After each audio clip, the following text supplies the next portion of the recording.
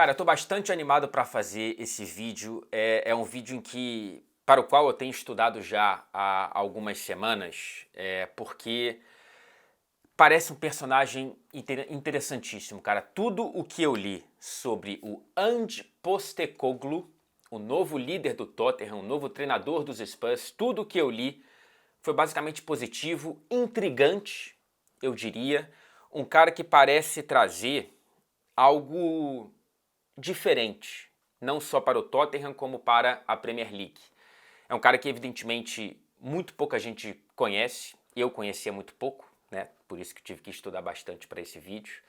Mas, repito, tudo que eu li foi interessante e eu vou tentar, enfim, fazer um resumo do que eu consegui buscar e caçar de informações para tentar explicar por que eu tô tão animado com o novo treinador do Tottenham, o que não quer dizer que eu esteja necessariamente animado com o nível de conquistas que esse Tottenham pode atingir nessa primeira temporada, porque me parece claro que é uma temporada de reconstrução dentro de um ambiente hostil, que é o ambiente da Premier League, que é o ambiente de um clube em que tem uma torcida desesperada por títulos e por alguma conexão. Eu não sei se a primeira parte vai ser saciada logo de cara, mas a segunda me parece que sim. Me parece que um dos pontos mais interessantes e mais legais dos trabalhos do Ange é que ele cria sim essa conexão entre torcida, clube, um futebol vistoso, um futebol bonito e bacana de se ver jogar, né, que justifica o cara ir para o estádio para além do resultado final, que sempre é importante, é claro. Vamos passar primeiro por um perfil aqui. O Ange ele tem 57 anos de idade. O sobrenome dele é grego porque ele nasceu na Grécia, a família dele é grega, mas ele foi para a Austrália com 5 anos de idade somente. Então, quando a gente ouve ele falar, o sotaque é muito forte australiano porque ele é um cara que nasceu na Austrália, que cresceu na Austrália, né? Ele só nasceu na Grécia. Apesar de ter ficado pouco tempo na Grécia, ele tem fortes elementos de conexão com a Grécia por conta do pai, principalmente, que é uma figura muito importante, até mesmo na perspectiva que ele tem sobre o papel que o futebol representa. Eu li bastante coisa e algumas entrevistas antigas dele falando que as primeiras lembranças dele com o futebol eram lembranças de ter no futebol o grande momento de conexão com o pai. E por conta disso, ele enxerga o futebol como um veículo para fazer conexões. Não apenas para ganhar, perder, e sim para você ter um momento importante ali com, sei lá, algum familiar, algum amigo nas arquibancadas. E isso ele tenta conquistar, ele tenta criar essas conexões agora como treinador, né? Eu acho isso um ponto muito interessante. Antes de ser treinador, ele foi atleta, lateral esquerdo, passou a carreira inteira no South Melbourne. Ele jogou lá até os 27 anos, quando teve que encerrar a carreira de maneira prematura por conta de lesão, mas antes disso, ele foi bicampeão nacional, como capitão, já desde os 21 anos de idade, e um dos títulos, o segundo nacional, foi com o Puskás como treinador. Então o Ange ele teve o Ferenc Puskás como uma das vozes mais importantes aí enquanto ele era atleta. A gente passa para o ano 2000, o Ange já era treinador do próprio South Melbourne, e eu trago essa foto deles no Rio de Janeiro, no Maracanã. Pois é, você lembra daquele Mundial de Clubes da FIFA, vencido pelo Corinthians?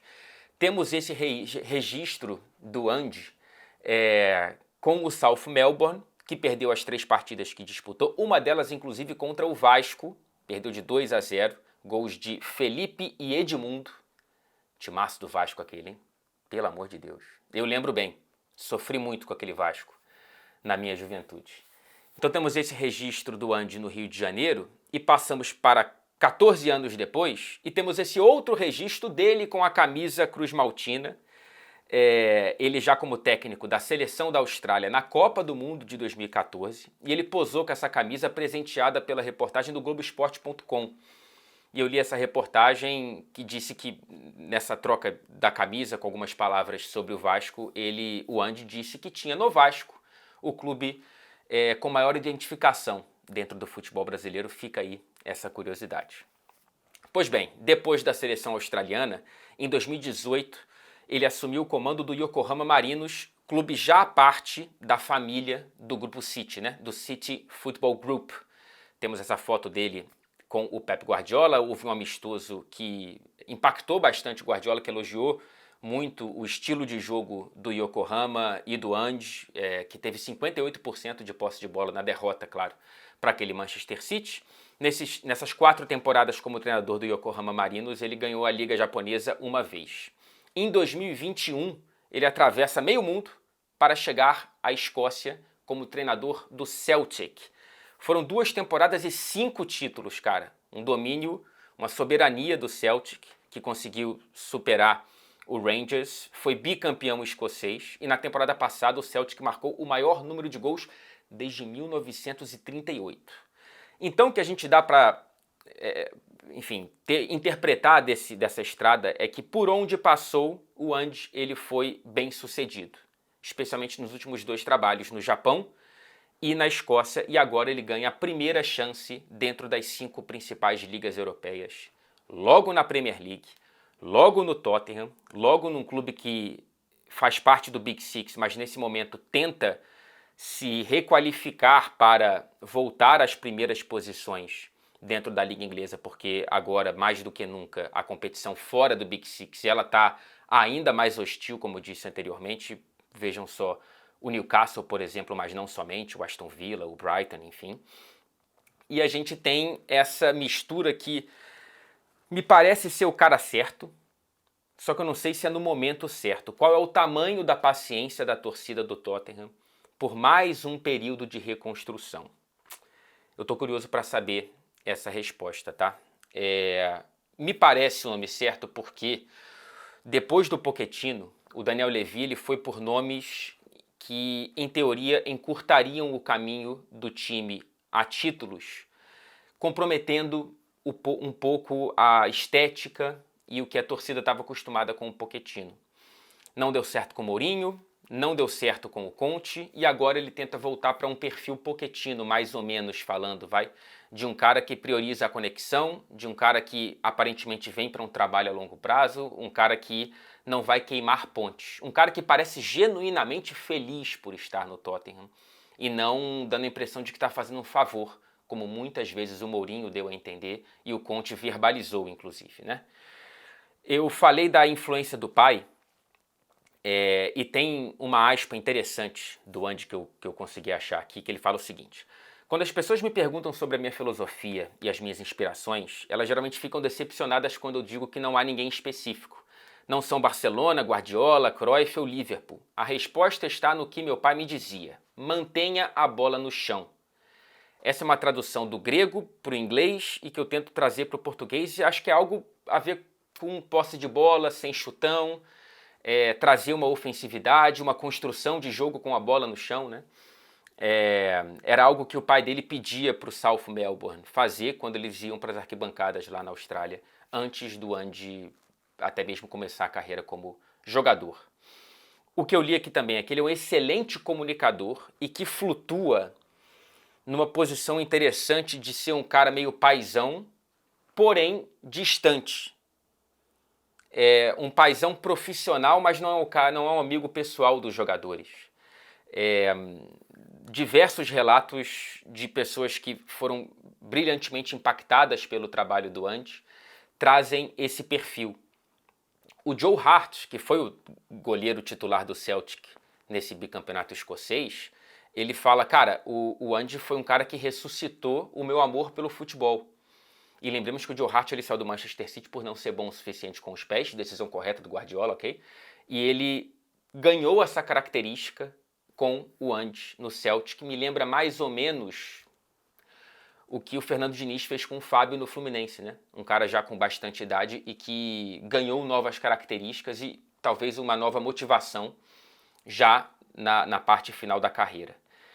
E tem um ponto que aí eu acho que se conecta brilhantemente com o Tottenham, que é o lema do Tottenham é "To dare is to do", algo como o caminho é arriscar, o caminho é se desafiar, o caminho é ousar. Parece uma platitude, parece algo muito genérico, e de fato às vezes mas não quando há uma conexão. Então eu acho que o Ange ele pode personificar esse lema do Tottenham, que inclusive vai às vezes para os mosaicos nas arquibancadas do estádio, né? Eu tô interessado, cara. Eu tô interessado. Eu assisti a primeira entrevista coletiva dele toda, acho que 2 dias atrás, na segunda-feira dessa semana, e gostei muito do que ele falou. Me parece um cara que realmente responde às perguntas, muito pouco automatizado, me parece genuíno. Ele flutua uma linha tênue entre humildade e alegria de estar ali, com confiança e muito seguro das próprias ideias. Isso é uma coisa que ele já disse em outras entrevistas que eu vi também, que ele não mudou as próprias características por onde passou. Não mudou no Japão, não mudou na Austrália, não mudou na Escócia, não vai mudar no Tottenham. E é um cara que demanda muita entrega dos jogadores. Muita entrega dos jogadores. E eu tô curioso para uma conversa específica que ele vai ter com um desses jogadores, daqui a pouco eu trago isso aqui. Antes, eu quero tentar projetar o que a gente pode ver em termos de escalação desse Tottenham do Ange Postecoglou. 4-3-3 foi a tática mais utilizada dele no Celtic, é o que a gente espera que ele traga para o Tottenham. Há buracos nesse time titular dos Spurs que serão preenchidos, imagino eu, ao longo dessa janela de transferências, mas a gente tem aí, coloco na tela, o que eu imagino com o que há de material humano presente no clube, né, nesse momento. O Vicario, goleiro italiano contratado junto ao Empoli, a gente não sabe qual vai ser o futuro do Lloris, a gente não sabe se o Tottenham vai atrás de outros goleiros, fala-se do Bono, o marroquino do Sevilha, fala-se do Raya, do Brentford, mas enfim, por enquanto é o Vicario aparentemente o titular. Aí a linha de 4 eu imaginei com o Porro na direita, à frente do Emerson Royal, e na esquerda o Udogie, italiano que estava emprestado ao Udinese e que parece estar nos planos do Ange para essa nova temporada, à frente do próprio Sessegnon. Aí na zaga, que precisa de reforços, temos Romero e Dyer. Não sei se o Tottenham vai conseguir fechar com o Lenglet para entrar nessa vaga do Dyer, imagino que será o titular caso esteja e caso não venha nenhum reforço para esse setor. O meio-campo, imagino eu, com o Skip, que foi um dos melhores jogadores, surpreendentemente, né, do Tottenham na parte final da temporada. O Bentancur, que foi o melhor jogador do Tottenham até se machucar. E o James Maddison, falo daqui a pouco. O trio de ataque com Kulusevski, Kane e Son. Reforços urgentes, né? Alguém para o gol, principalmente se o Lloris sair. Um zagueiro, precisamos de um zagueiro para esse time do Tottenham. E mais um meia ali, talvez primeiro volante. Lembrando que temos o Bissouma, que temos o Højbjerg, não sei qual é o futuro dele no Tottenham. O Ndombele voltando com o título italiano junto ao Napoli. Parece que o Andy quer vê-lo nessa pré-temporada para entender se estarão na mesma página. O Lo Celso também voltando de empréstimo. Enfim, há jogadores com qualidade que podem ser trabalhados, né? Mas o Tottenham precisa revisitar a janela de transferências, que já foi bem visitada, né? Além do Vicario e do Maddison, tem o Solomon, o último confirmado, que passou a temporada no Fulham, é jogador do Shakhtar e agora é jogador do Tottenham. É um cara bastante interessante para ser mais um nome ali para fazer pressão no Kulusevski, que não foi bem na temporada passada. Temos o Richarlison como um nome caso o Harry Kane saia, e aí eu entro na página Harry Kane, que é uma conversa que o Andy disse que quer ter, mas que não quer que ela seja uma conversa única de um ultimato. Ele disse, olha, eu quero passar para o Harry Kane a minha visão de futuro para esse clube de futebol, o que eu penso sobre futebol, o que eu penso para o meu time, quero ouvir o que ele pensa e entender o que sai dessa conversa, né? O Daniel Levy está fazendo um jogo duro com o Bayern de Munique. Se não for o Bayern de Munique, acho que Harry Kane vai ter que ficar. E aí ficando, não sei qual vai ser a estrada dele para buscar uma renovação, ou vai sair de graça ao fim da temporada, possivelmente para outro clube inglês depois, mas enfim, não quero projetar muito à frente. Talvez esteja nessa conexão que o Kane sentiu com o Pochettino, o futuro dele dentro dos Spurs. O futuro a curto prazo, ele é espinhoso, né? O Tottenham, lembremos, vem de uma 8ª posição, a pior colocação do Tottenham dentro da Premier League desde 2008. Está fora de qualquer competição europeia, o que não acontecia desde a temporada 9 e 10.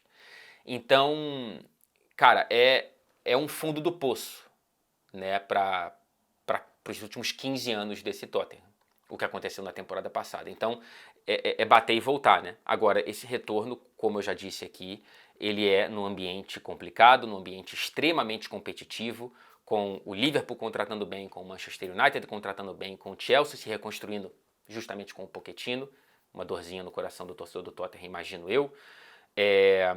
Temos o Newcastle, temos o Brighton, temos o Aston Villa. Cara, assim, é uma temporada para entender o que podemos projetar para os próximos anos dos Spurs.